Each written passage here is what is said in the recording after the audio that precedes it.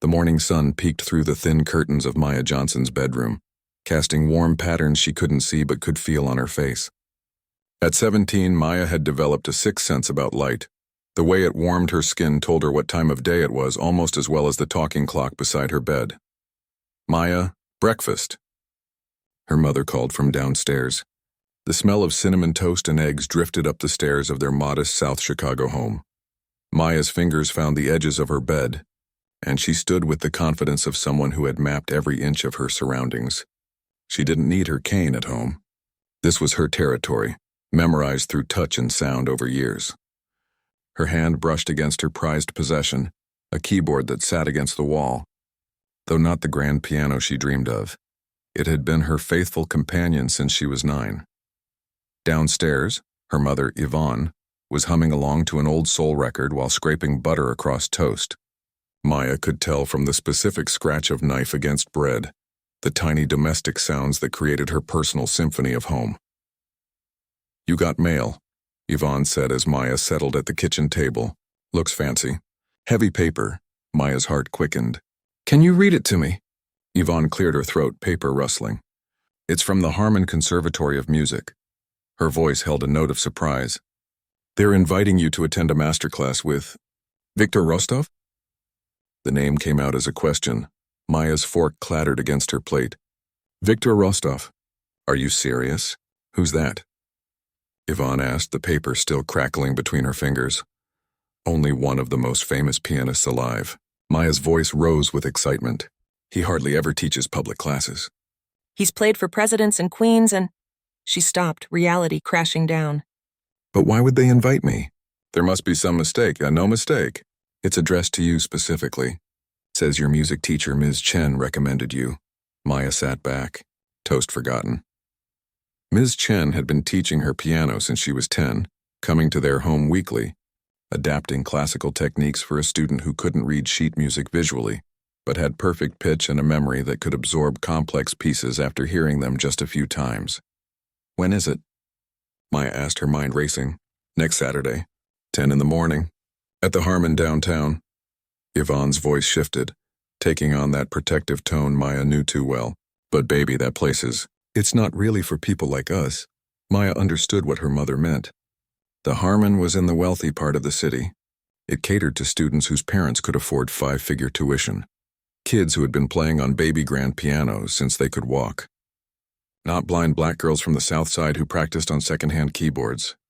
"Ms. Chen thinks I belong there," Maya said quietly. "She wouldn't have recommended me otherwise." Her phone buzzed on the table, the special pattern she'd set for Ms. Chen. Maya fumbled for it, activating the voice command. "Answer, Maya. Did you get it?" Ms. Chen's voice bubbled with excitement. "The invitation? Just now. Mom's reading it to me." "I know I should have asked before putting your name forward," Ms. Chen said, words tumbling out quickly. "But they were looking for exceptional young pianists, and honestly, Maya, you're the most talented student I've ever taught." Maya's throat tightened. "But why would Victor Rostov want to teach someone like me?" There was a pause. "What do you mean, someone like you?" "You know, someone who can't even read music the normal way." Ms. Chen made a dismissive sound. "Mozart could play pieces perfectly after hearing them once. How you learn music doesn't matter. What matters is how you play it. And you play with your whole heart." Yvonne, who had been listening, cut in. "What exactly happens at these master classes, Ms. Chen?" "It's an amazing opportunity," Ms. Chen explained. "A small group of students play prepared pieces, and then Victor works with them offering feedback. Others observe and learn from the process. I've reserved a spot for Maya to perform." Maya felt a cold splash of fear. "Perform? In front of Victor Rostov?" "You're ready," Ms. Chen said firmly. "That piece you've been working on, the Chopin Nocturne, it's perfect. Besides, I'll be there with you the whole time." After the call ended, Maya sat silent, fingers tracing the edge of the table. Yvonne pulled out a chair, the legs scraping against the linoleum floor. "You don't have to do this," her mother said gently. "But I want to," Maya replied, surprising herself with the certainty in her voice. "I need to know if I'm good enough. Really good, not just good for a blind girl." The week passed in a blur of practice. Maya's fingers flew over the keys for hours each day, working through the nocturne until every note felt like a natural extension of her hands. When she wasn't practicing, doubts crept in. What if people stared? What if they whispered? What if Victor Rostov thought Ms. Chen had recommended her out of pity? The night before the master class, Maya couldn't sleep. She lay awake, playing the piece in her head, imagining the feel of a real grand piano under her fingers instead of her keyboard. Around 3 a.m, she crept downstairs and called Ms. Chen. "I can't do this," Maya said when her teacher answered, voice thick with sleep. "Yes, you can," Ms. Chen replied without hesitation. "You know how I first noticed your talent? It wasn't your technique, though that was impressive for a 10-year-old. It was how the music moved through you. You don't just play notes, Maya, you tell stories." "But what if—" "No what ifs," Ms. Chen interrupted. "Tomorrow you'll play your story. That's all. The rest doesn't matter." Saturday morning arrived with a knot in Maya's stomach. She dressed carefully in the outfit she and her mother had chosen. A simple blue dress that Yvonne assured her looked professional but not pretentious. Maya ran her fingers over the fabric, wishing for the 100th time that she could see herself just for a moment, to know if she looked like she belonged. The drive downtown seemed to take forever and no time at all. Maya clutched her cane in one hand and her mother's arm with the other as they walked from the parking garage to the Harmon Conservatory. The sounds shifted as they entered the building, footsteps echoing on marble instead of concrete, hushed voices with the particular cadence of people who are used to being listened to. "It smells like money," Yvonne whispered, and Maya stifled a nervous laugh. Ms. Chen met them in the lobby. Her familiar perfume, something with jasmine, cutting through Maya's anxiety. "There you are." Perfect timing. They're gathering in the recital hall now. Maya felt the subtle change in the floor as they moved from marble to carpet, heard the space open up around them as they entered what must be a large room. The murmur of voices grew louder, then quieter, as if people were noticing her arrival. "Ms. Chen, is that your student?" a man's voice asked. His accent was faint but unmistakably Eastern European. "Yes, Dr. Wallace, this is Maya Johnson, the young pianist I told you about." "Excellent, excellent. Mr. Rostov will be pleased. We always like to discover new talent. The masterclass will begin in 15 minutes. Please find seats." As they moved to their places, Maya heard the whispers. "That's the girl Chen recommended? Is she—" "Yes, completely blind since birth, I heard." "How does she even play?" Maya gripped her cane tighter, focusing on Ms. Chen's steady presence beside her. She had known this would happen. She had prepared for it, or thought she had. "The piano is tuned and ready," Ms. Chen whispered. "I checked it myself. It's a Steinway concert grand, the real deal." Maya nodded, trying to control her breathing. This was what she had dreamed of. A chance to play on a proper piano, to learn from a master, to be judged on her music alone. A door opened at the front of the hall, and the room fell silent. Heavy footsteps crossed the stage, a man's walk, confident and unhurried. "Welcome," said a deep voice, and Maya felt a shiver run down her spine. Victor Rostov, the man whose recordings she had listened to for years, whose interpretations of Chopin and Liszt had moved her to tears. "Today we explore the soul of music together. I will work with 5 young pianists. You will observe, you will listen, you will learn." He spoke with the assurance of someone who never questioned his place in the world. Maya wondered what that felt like. "Our first pianist today," he continued, "comes highly recommended by Lily Chen, one of our city's finest teachers.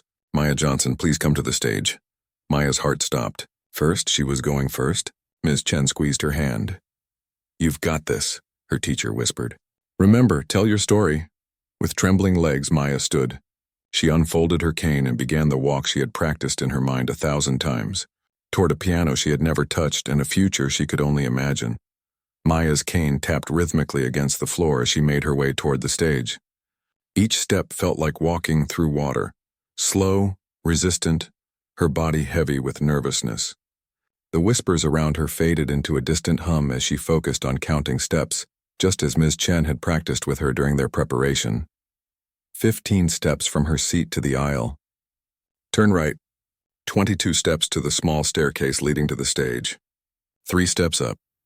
The acoustics shifted as she entered the open space of the stage. She could feel the vastness around her, sense the audience's collective gaze. The tap of her cane echoed differently here, bouncing off high ceilings and polished surfaces. "This way, please," said a voice. Not Victor's, but someone else, A stagehand, perhaps. A gentle hand touched her elbow, guiding her. I can manage, Maya said quietly, preferring to navigate with her cane. Independence mattered to her, especially here, especially now. Her cane found the piano bench, and Maya carefully positioned herself, folding her cane and setting it beside her. Her fingers reached forward, finding the cool ivory keys of the Steinway. This was different from her keyboard at home. The keys had weight, substance, history. She ran her fingers lightly across them, orienting herself, feeling the smooth surface beneath her fingertips. The hall fell completely silent. Maya took a deep breath, trying to still the tremor in her hands. She was about to begin when Viktor Rostov's voice cut through the silence. Before you play, he said, his accent wrapping around the words, tell us what you have prepared. Maya cleared her throat. Chopin's Nocturne in E-flat major, Opus 9, number 2. An ambitious choice, Viktor remarked, and Maya couldn't tell if there was approval or skepticism in his voice. And how long have you studied piano? 7 years, sir. With Ms. Chen the entire time? Yes, sir. There was a pause, and Maya sensed movement. Viktor walking closer to the piano, perhaps. I notice you have not brought sheet music, he said. A few nervous titters came from the audience. Maya's cheeks warmed. I play from memory, she replied, trying to keep her voice steady. All your pieces? Always? Yes. I can't read sheet music the traditional way. Another pause. Maya wished she could see his face, read his expression. Was he impressed? Doubtful? Pitying? I see. Viktor finally said. Well then, please begin. Maya positioned her hands and was about to start when a sudden thought paralyzed her. What if she hit the wrong notes? What if her fingers betrayed her? What if... No. She pushed the thoughts away. Ms. Chen's words echoed in her mind. Tell your story. She began to play. The first notes of the nocturne flowed from her fingers, gentle, dreamy, like a conversation just beginning. Maya felt the initial tension in her shoulders start to melt. This was familiar territory. Here, in the music, she knew exactly where she was. She let the melody sing above the gentle pulse of the left hand, each phrase rising and falling like breath. The piece had always felt like moonlight to her, soft, silvery, illuminating the darkness. As she played, the conservatory, the audience, even Viktor Rostov faded from her awareness. There was only the music speaking through her, until a sharp voice cut through her concentration. Stop, stop, Viktor commanded. Maya's fingers froze above the keys, her heart hammering. She had reached barely a third of the way through the piece. Your technique, Viktor said, his voice closer now. He must have approached the piano. It is unusual. Maya didn't know how to respond. Ms. Chen had adapted certain fingerings to accommodate Maya's needs, but the music itself was pure Chopin. May I? Viktor asked, and before Maya could answer, she felt him sit beside her on the bench. The scent of expensive cologne and coffee surrounded her. The passage you just played, he said. Watch how I approach it. He played a brief section, the part she had just completed, and Maya listened carefully, trying to discern the difference between his interpretation and hers. Do you see? He asked when he finished. An uncomfortable silence fell over the hall. Maya felt dozens of eyes on her. I can hear the difference in dynamics, she said carefully. You're using more rubato in the right hand, letting the melody breathe more between phrases. Viktor shifted on the bench. Yes, but did you observe the fingering? The hand position? Another silence, longer this time. Maya's throat tightened as understanding dawned. No, sir, she said softly. I couldn't see your fingering. A sharp intake of breath from Viktor, then nothing. The silence stretched, becoming unbearable. You cannot see at all? He finally asked, his voice strange. No, sir, I'm blind. Since birth. More silence. Then a small, uncomfortable laugh from Viktor. And no one thought to mention this? He asked, addressing the question to the hall rather than to Maya. It was in my recommendation letter, Ms. Chen's voice called from the audience, a defensive edge to it. Ah, well, Victor said, standing up from the bench.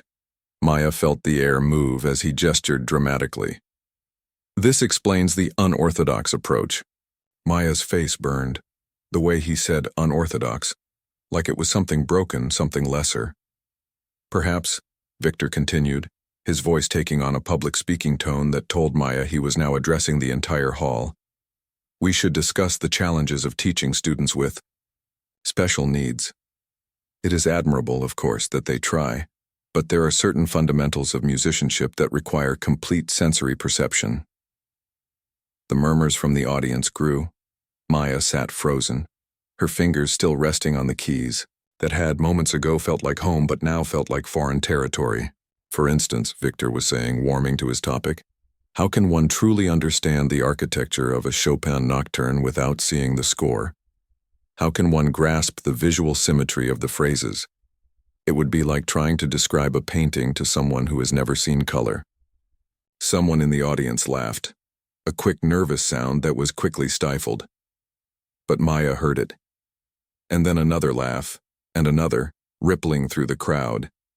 They were laughing at her, at the absurdity of her even being there. Maya's hands began to tremble. She should stand up, find her cane, leave the stage with whatever dignity she could salvage. Her fingers searched for her cane, but in her nervousness, she knocked it to the floor with a clatter that echoed through the hall. The laughter grew louder. Perhaps, Victor said, his voice cutting through the laughter with false kindness, we should move on to our next performer, someone who can benefit more fully from visual demonstration. Maya bent down, her hands searching the floor for her cane, humiliation burning through her entire body. She couldn't find it. The cane must have rolled further than she expected. Allow me, said Victor, and she heard him bend down. A moment later, her cane was pressed into her hand, but the gesture felt less like help and more like dismissal. Thank you for your attempt, Victor said. It was certainly interesting. Maya stood, her legs unsteady. She couldn't walk off the stage fast enough, couldn't escape the weight of all those staring eyes. But as she turned to leave, anger flared suddenly through her embarrassment. She had practiced for this. She had earned her place here. And this man, famous or not, had no right to dismiss her talent because of her blindness. Actually, Maya said, turning back toward where she knew Victor stood. I wasn't finished. Her voice came out stronger than she expected, carrying clearly across the hall. The murmurs instantly died down. Excuse me? Victor's voice held surprise and a hint of irritation. You interrupted my performance, Maya said. I'd like to finish the piece. A longer silence now, heavy with tension. Young lady, Victor said, his tone condescending. Perhaps you misunderstand the purpose of a masterclass. It is not a recital. It is a teaching opportunity. Then teach me, Maya challenged, surprising herself with her boldness. But first, let me play the piece as I understand it. Then you can tell me what I'm missing. Someone in the audience clapped once, then stopped. Ms. Chen, Maya guessed, instantly regretting the outburst. Victor cleared his throat. Very well, he said, his tone making it clear he was humoring her. Though perhaps something simpler would be more appropriate. Do you know any beginner pieces? Maybe a simple Mozart? More laughter from the audience, less restrained now. Maya's hand tightened around her cane. I prepared Chopin, she said firmly. Unless you don't think I'm capable of playing it? She heard Victor's sharp intake of breath, sensed him reassessing her. When he spoke again, his voice had a new edge to it. By all means, he said coolly. Show us what you can do. Maya found her way back to the bench, her anger giving her new confidence. She positioned herself, placed her fingers on the keys, and closed her eyes. A pointless gesture for someone who lived in darkness, but it helped her focus, shut out the world. No, Victor said sharply. If you're going to play, watch your hands, as any proper pianist would. It was a deliberate jab, and it landed. Maya opened her eyes, staring straight ahead at nothing. I'm ready, she said. But instead of returning to the Chopin, her fingers found different keys. A different melody emerged, something original, something that had been growing inside her for years. If Victor Rostov wanted to hear what she could really do, she would show him. The first notes came hesitantly from Maya's fingers. Not because she was uncertain, she knew this piece better than she knew her own heartbeat, but because hesitation was part of the story she was telling. This composition, which had never been played outside her bedroom, began with doubt. Just as she had begun her journey with music, the simple melody in her right hand was a question, searching and tentative. Her left hand provided sparse, questioning chords beneath it. The sound filled the hall, and Maya could feel the shift in the atmosphere, confusion replacing mockery. This wasn't Chopin. This wasn't any recognized classical piece. This was something else entirely. Maya heard someone whisper, "What is she playing?" And someone else respond, "I don't know." She sensed Victor still standing nearby, his presence like a storm cloud. But she pushed his judgment from her mind. This piece wasn't for him. It was for herself. For her mother, who worked double shifts to pay for her lessons.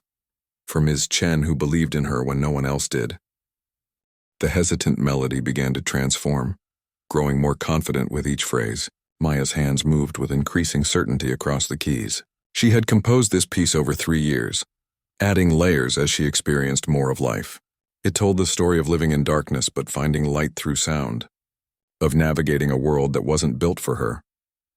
The middle section burst into a complex tapestry of notes, frustration and determination intertwined. Her fingers flew across the keys, no longer hesitant but bold, almost defiant. The Steinway responded to her touch in a way her keyboard at home never could, the rich tones resonating through the hall with perfect clarity. Maya lost herself in the music, forgetting the audience, forgetting Victor, forgetting the humiliation of moments before. There was only the story she was telling through her hands. She reached the section that represented her first real breakthrough with piano, when she realized music could be a language more precise than words. The melody soared, supported by rich, jazz-influenced harmonies that Ms. Chen had helped her refine. Maya had spent countless hours perfecting this passage, and now it flowed from her as naturally as breathing. A small gasp came from somewhere in the audience, recognition of the technical difficulty of what she was playing. Perhaps, or simply surprise at the raw emotion pouring from the piano. Maya allowed herself a small smile. Let them be surprised. Let them see what a blind girl from the South Side could do. The composition moved into its final section, the part that expressed her ongoing journey. The uncertainty of her future balanced with hard-won confidence. The music became both questioning and answering, a conversation between her two hands, between darkness and light, between doubt and certainty. As she approached the final measures, Maya realized the hall had fallen into complete silence. No whispers, no shuffling, no muffled coughs, just her music filling every corner of the space. She could feel the audience holding its collective breath.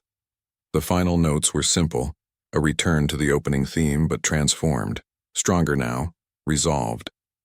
Maya let the last chord hang in the air, her fingers resting lightly on the keys as the sound gradually faded into silence. For several seconds, no one moved. No one spoke. The silence was so complete that Maya could hear the soft hum of the ventilation system. Then, from the back of the hall, someone began to clap. A single person at first, then another joined, and another, until the applause grew into a wave that washed over her. There were voices, too. Someone shouted, "Bravo!" And someone else was saying, "Incredible!" Maya sat perfectly still, hardly believing what she was hearing. The applause continued, growing louder rather than softer. Maya realized people were standing. She could hear the rustle of clothing, the scrape of chairs as the audience rose to their feet. A standing ovation. For her, tears pricked at Maya's eyes. She blinked them back, not wanting to cry on stage. Not now. Footsteps approached the piano, heavy, deliberate steps that she recognized as Victor's. The applause began to quiet as people noticed his movement. Maya tensed, preparing herself for more criticism, more dismissal. What would he say now? That her composition was amateur? That her technique was flawed?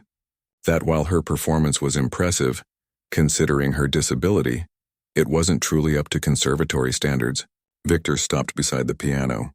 Maya could sense him looking down at her, could smell his cologne again. The hall had fallen back into silence, everyone waiting for the great pianist's verdict. "What is your piece called?" Victor asked, his voice different now, quieter with something like humility in it. Maya hadn't expected this question. "It doesn't have a name," she admitted. "I just call it my piece. You composed this yourself?" "Yes." "How long have you been working on it?" 3 years on and off." Another silence. Maya wished desperately that she could see his face, read his expression. The suspense was almost unbearable. "Ms. Johnson," Victor finally said, his voice carrying clearly through the hall, "I owe you an apology." Maya's mouth fell open slightly. Of all the things she had imagined him saying, this wasn't one of them. "I made assumptions," Victor continued. "Unfair ones. I judged you before I truly heard you play. That was wrong of me." The hall remained silent, the audience witnessing something rare, the famous, temperamental Victor Rostov admitting he was wrong. "Your composition is," he paused, searching for the right word, "extraordinary. The technical skill is impressive. Yes, but more than that, the emotional depth, the storytelling quality, these cannot be taught. These come from within." Maya sat very still, hardly daring to breathe. Was this really happening? "You have a gift," Victor said, his voice growing stronger, more certain. "A rare one. And I would be honored if you would allow me to work with you on your piece, not to change it, but to help you refine it further." Murmurs of surprise rippled through the audience. Victor Rostov didn't offer personal mentorship to just anyone, much less to students he had initially dismissed. Maya began, then stopped, overwhelmed. "Thank you," she managed finally. "No," Victor said quietly.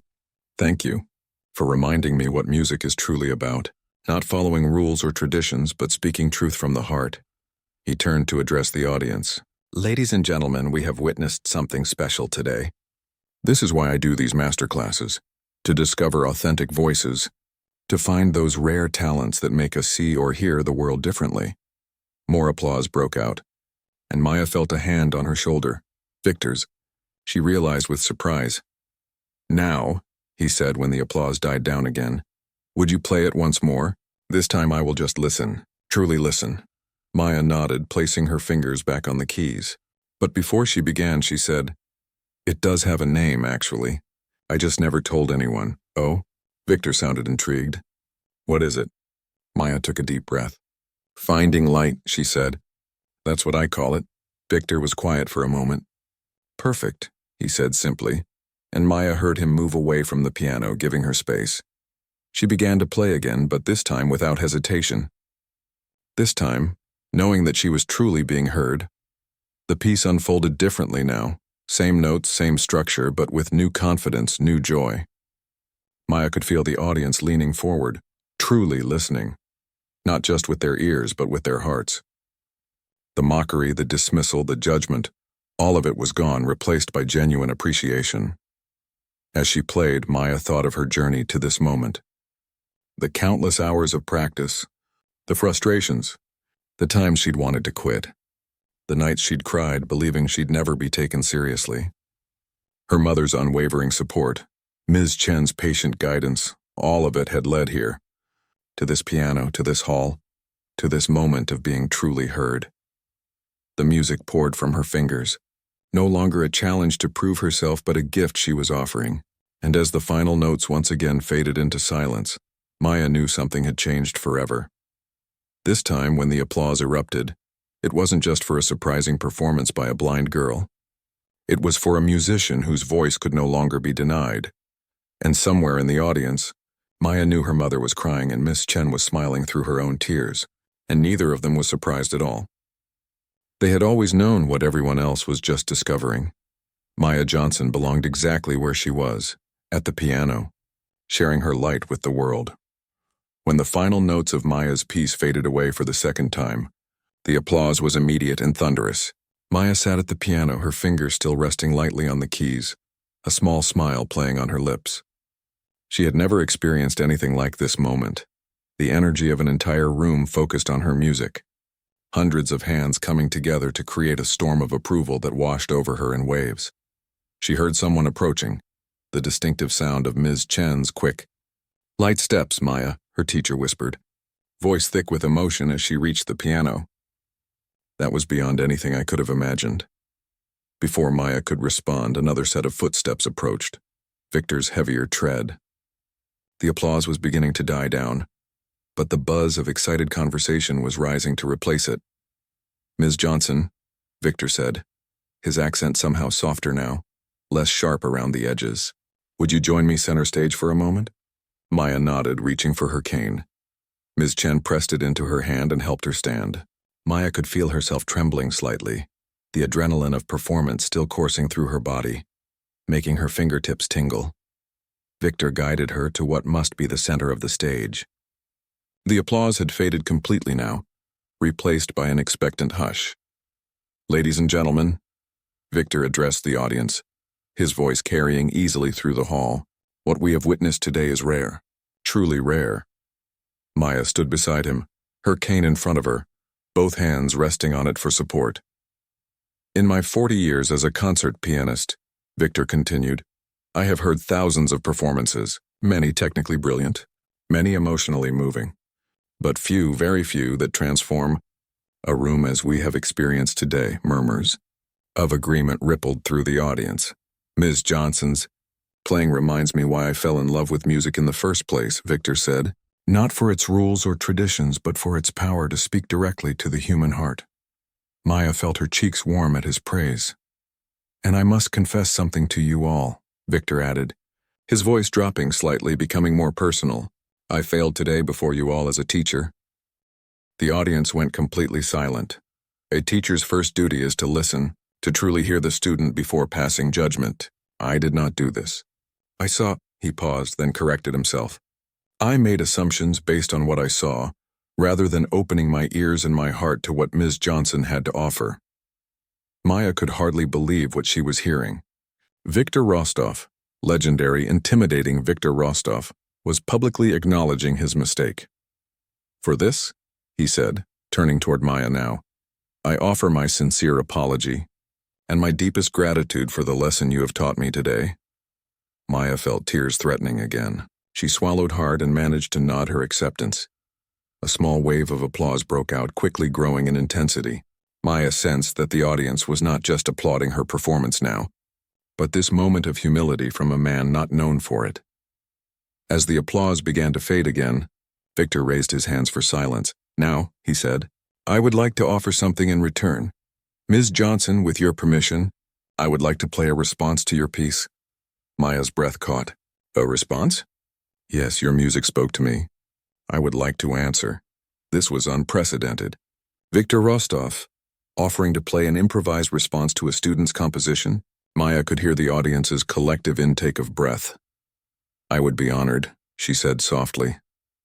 Victor guided her to a chair at the side of the stage. "Listen," he said simply. Maya heard him walk to the piano and settle on the bench. A moment of complete silence followed. Victor gathering his thoughts, preparing to respond to what he had heard. Then, the piano spoke. The first notes were questioning, echoing the hesitant beginning of Maya's piece, but with Victor's distinctive touch, more deliberate, more controlled. He was acknowledging her starting point, her uncertainty, but filtering it through his own experience. Maya closed her eyes, losing herself in the sound. Victor's playing was everything the recordings had promised, technically flawless, emotionally precise. But there was something else now, something she had never heard in his recordings, a vulnerability, an openness. He was playing just for her, answering the musical questions she had posed with his own musical responses. The piece developed, growing in complexity and emotional depth. Maya recognized elements of her own composition woven through Victor's improvisation. Her themes transformed, expanded, explored from new angles. It wasn't imitation, it was conversation, and then, unexpectedly, Victor began to incorporate elements of the Chopin nocturne she had originally prepared to play, creating a bridge between the classical tradition he embodied and the fresh, modern voice of her composition. The two styles, at first so different, began to complement each other, creating something entirely new. Maya found herself leaning forward in her chair, completely absorbed. This was Victor Rostov as she had never imagined him. Not a stern judge, but a fellow artist, engaging with her work as an equal. Around her, the audience was utterly silent. Maya could almost feel their concentration, their collective wonder at witnessing this unique musical dialogue. Victor's improvisation reached its climax, a soaring, triumphant transformation of her hesitant opening theme into something powerful and certain. The message was clear. What begins in doubt can end in glory. What starts as a whisper can become a symphony. As the final chords resolved, settling into a peaceful, affirming conclusion, Maya felt tears sliding down her cheeks. She didn't try to stop them this time. The silence that followed was different from any silence Maya had experienced before. It wasn't empty, it was full.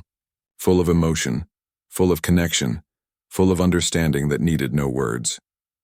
Finally, someone in the back of the hall began to clap, slowly at first, then with increasing enthusiasm. Others joined in, and soon the entire hall was on its feet again, the applause even more thunderous than before. Maya heard Victor rise from the piano bench and cross to where she sat. His hand touched her shoulder gently. "Come," he said. She stood, and he guided her back to the center of the stage to share in the applause. Maya could feel the change in him, the stiffness gone from his posture, the coldness melted from his demeanor. "Thank you," she said, barely audible over the continuing applause. "No," Victor replied. "Thank you for reminding an old pianist what music is truly about." As the applause finally began to subside, someone called out from the audience, "What will you call your response piece, maestro?" Victor was quiet for a moment, considering.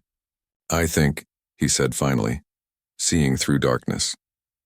A murmur of appreciation ran through the crowd, and together, Victor added, "the two pieces will be called Conversations in Light and Shadow." More applause broke out, and Maya felt a rush of joy unlike anything she had experienced before. Her music, her deeply personal expression, had been not only heard but answered, validated, elevated. As she stood beside Victor, accepting the audience's appreciation, Maya thought of all the times she had been told what she couldn't do. Couldn't see, couldn't read music the normal way, couldn't aspire to the heights of classical performance. Yet here she was. The applause continued, showing no signs of stopping. Maya heard movement in the audience, people beginning to stand, their energy completely transformed from the skepticism and dismissal of an hour ago. "I believe," Victor said, leaning close to be heard over the noise, "we have created something important today, something that should be shared more widely." "What do you mean?" Maya asked. "I would like to record our pieces, together. Conversations in Light and Shadow. A proper studio recording. Would you consider this?" Maya's heart leaped. "A recording? With Victor Rostov?" "Ah, yes. Of course." Victor squeezed her shoulder gently. "Good. Very good." As the masterclass finally drew to a close, with the other scheduled students having been given the option to reschedule for another day, all had eagerly agreed, none wanting to follow the extraordinary exchange they had witnessed. Maya found herself surrounded by well-wishers. Conservatory students who had snickered at her arrival now pressed forward to introduce themselves, to ask about her composition process, to express their admiration. Faculty members offered cards, mentioned scholarship opportunities, spoke of special programs, and through it all, Maya could feel the warm presence of her mother nearby, silent but radiating pride, and Ms. Chen, who had believed in this moment before anyone else had thought it possible. "Maya," Victor said, approaching her again as the crowd began to disperse, "there is someone I would like you to meet, the dean of the conservatory." Maya nodded, still somewhat dazed by everything that had happened. "And after that," Victor added, his voice softer now, just for her, "I hope we might speak privately. I have been thinking, your gift for composition combined with your unique way of experiencing music, there is much we could learn from each other." Maya smiled, her hand tightening around her cane, no longer a symbol of limitation but simply a tool, no more defining of her identity than Victor's metronome was of his. "I would like that," she said, and as Victor led her toward the dean, Maya realized that the music in her head, the constant companion of her life in darkness, had changed. It was no longer just her own voice she heard, but a conversation. A dialogue between what was and what could be, between limitation and possibility, between darkness and light. 6 months had passed since that fateful day at the Harmon Conservatory. Maya sat in the green room of Symphony Hall, her fingers moving restlessly over the fabric of her new dress, deep blue silk that her mother had described as the color of the night sky just after sunset. Maya had chosen it, specially for tonight's performance. 5 minutes. Ms. Johnson, called a stagehand from the doorway. Thank you, Maya replied, her voice steadier than she felt. The door opened again, and she recognized Victor's distinctive cologne before he spoke. Nervous? He asked, his accent now as familiar to her as Ms. Chen's voice. Maya smiled. Terrified? Good. She could hear the smile in his voice. Only amateurs feel no fear. Professionals know the fear and play anyway. Over the past 6 months, Maya had come to understand Victor Rostov in ways she never expected. Behind his intimidating reputation was a man deeply passionate about music, generous with his knowledge, and, most surprising of all, capable of admitting when he was wrong. Their collaboration had transformed them both. Maya had gained technical refinement and professional confidence. Victor had rediscovered the pure joy of music that years of fame had begun to dull. I spoke with the sound engineers, Victor said, sitting beside her on the small couch. Everything is perfect. The acoustics in this hall are exceptional. Maya nodded, her hand still fidgeting with her dress. I just can't believe we're really doing this. Believe it, Victor said firmly. You have earned this moment. We both have. Tonight was the premiere performance of Conversations in Light and Shadow, the expanded suite that had grown from their impromptu musical dialogue 6 months ago. What had begun as 2 pieces had developed into a 40-minute work for piano duo, with sections for solo piano, 4-hand piano, and even some parts where Victor had encouraged Maya to experiment with improvisation. The studio recording they had made 2 months earlier had been released just last week to critical acclaim, but tonight would be their first live performance of the complete work. And it wasn't just any performance. Tonight's concert was a benefit for the Music Without Boundaries Foundation, a new organization dedicated to creating opportunities for visually impaired musicians. The foundation had been Maya's idea, inspired by her own journey, but it was Victor who had leveraged his considerable influence to make it happen. I still wish my mom could be here tonight, Maya said softly. Victor placed his hand gently on her shoulder. She is here in spirit, and very proud, I am certain. Yvonne Johnson had passed away unexpectedly just 2 months after Maya's conservatory performance, a sudden heart attack that no one had seen coming. The loss had nearly derailed Maya's burgeoning career before it truly began, plunging her into grief that made even touching the piano painful. It was Victor who had helped her find her way back to music, not by pushing her to practice, but by sitting with her in silence, listening as she spoke about her mother, and eventually encouraging her to channel her grief into a new composition that now formed the emotional heart of their suite. 2 minutes, called the stagehand again. Maya took a deep breath and stood, unfolding her cane. She no longer felt self-conscious using it around Victor. That barrier, like so many others, had fallen away. Shall we make some music? Victor asked, offering his arm. Maya smiled, tucking her cane under her arm and taking his elbow instead. Let's. The walk to the stage was both endless and too short. Maya could hear the packed hall through the heavy doors, the murmur of nearly 2,000 people waiting to hear them play. Full house, Victor murmured, and many young musicians among them, including at least 30 students from the School for the Visually Impaired. Maya's heart lifted at this news. That had been her greatest hope for tonight, that somewhere in the audience would be a child like her, discovering that blindness didn't have to limit their musical dreams. As they stepped onto the stage, the audience erupted into applause. Maya felt the vibrations through the floor, heard the sound surround her like an embrace. Victor guided her to the first piano. There were 2 grand pianos on stage, positioned so their curves nested together. The applause continued as they took their places. Finally, Victor raised his hands and the hall gradually fell silent. Good evening, he said, his voice carrying easily through the space. Thank you for joining us for this special night. Before we begin, I would like to say a few words. Maya settled her hands in her lap. Listening. 6 months ago, Victor continued, I met a young musician who changed my understanding of what it means to truly hear music. Tonight we share with you the conversation that began that day, a dialogue between different perspectives, different generations, different ways of experiencing the world through sound. The audience was utterly silent now, hanging on his every word. But this evening is about more than just our music, Victor said.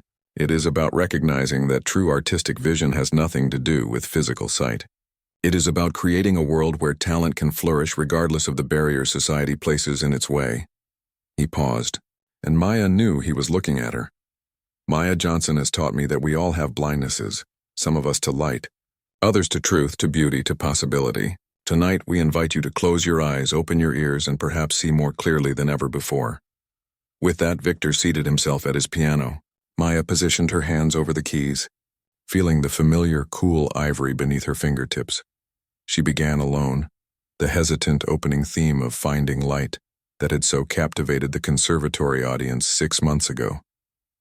But now the hesitation was deliberate, controlled, an artistic choice rather than an expression of uncertainty.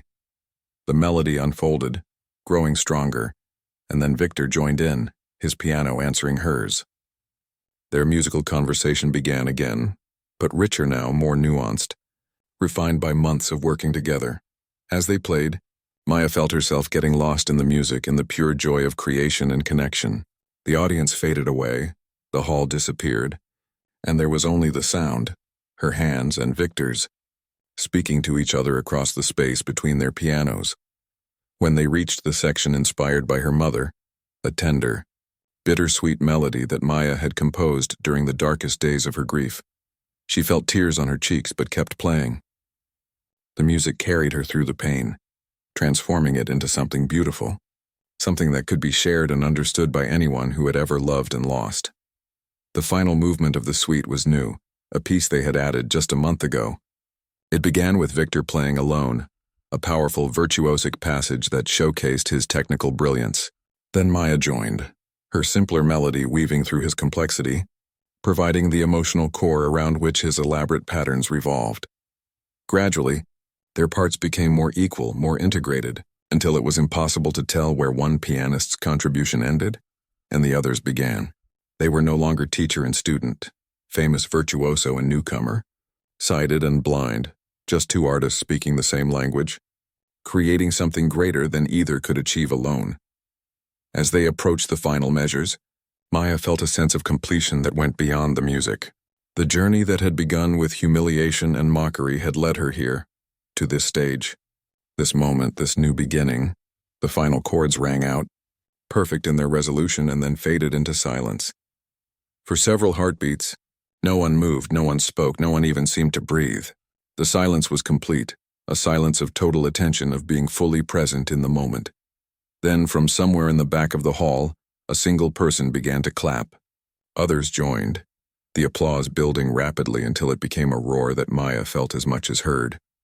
Then came the sound of people rising to their feet, a wave of movement and sound that washed over the stage. Victor's hand found hers, and they stood together, acknowledging the ovation.